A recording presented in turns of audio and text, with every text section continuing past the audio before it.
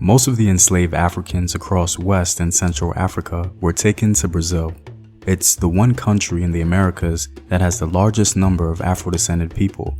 Brazil has been celebrated by many across the world for its rich culture, and one particular African ethnic group played a very important role in all of that.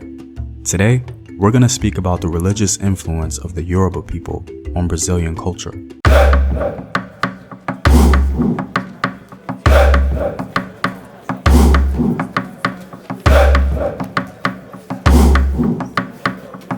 What up, African world? It's Home Team here, and welcome back to another video of African history, culture, and worldview. By supporting this channel on Patreon, you're helping in the creation of these videos and supporting this content. If you'd like access to full courses and sources, or you simply want to show your support, you may do so by clicking the Patreon link in the description box below. Scholars like Carter G. Woodson and Melville Herskovits have helped us understand the Africanisms present amongst Afro-descended people in the Americas. Lorenzo Turner helped us identify words that have survived and have become a part of everyday Afro-American vernacular, specifically found amongst the Gullah Geechee people. He also helped us realize that certain habits, such as dances, chants, and shouts, also remain in our culture today of Afro-descended people. The little things we take for granted, seen throughout our everyday lives, may be a product of Africa. For example, the practice of shouting in church and singing for almost all occasions can be seen as cultural mannerisms inherited from the motherland. The Yoruba people taken to Brazil, along with many other African ethnic groups, left their mark in South America. Yoruba influence on Brazil is easily identifiable, as this particular ethnic group left their mark on the social institutions, arts, and religious values of the country. The Yoruba religion has had a unique impact on the spiritual life of many Brazilians. This African cosmology was transported nearly intact from Africa straight to Brazil. The enslaved Yoruba, then influenced by Catholicism, began to blend these religions together. Interestingly enough, the introduction of Catholicism did not eradicate Yoruba's spirituality, but was simply absorbed into it.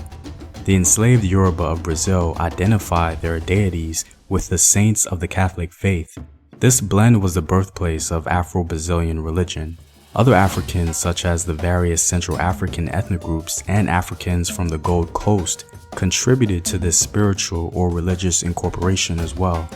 At the heart of Afro-Brazilian culture was Bahia, because this was one of the few places where Yoruba religion was best preserved in the form of Candomblé. The worship of the Yoruba Orishas in Bahia takes place in a temple known as Tereros, and the altars dedicated to the Orisha are called pejis. Unfortunately, in rural areas, Yoruba culture and religion found it difficult to survive because it was perceived as a threat, but in the urban areas, it was able to thrive. Enslaved Africans were granted permission to perform at public festivals, garbed in their African costumes, singing their African songs, and performing their African dances. The adherents of Candomblé today worship the Yoruba Orishas and don't consider it a contradiction that they also identify as Catholics. We find the Yoruba god Obatala as the greatest of all the saints, represented by the image of Jesus Christ. Shango is another powerful Orisha in Brazil, the Yoruban god of lightning and storm.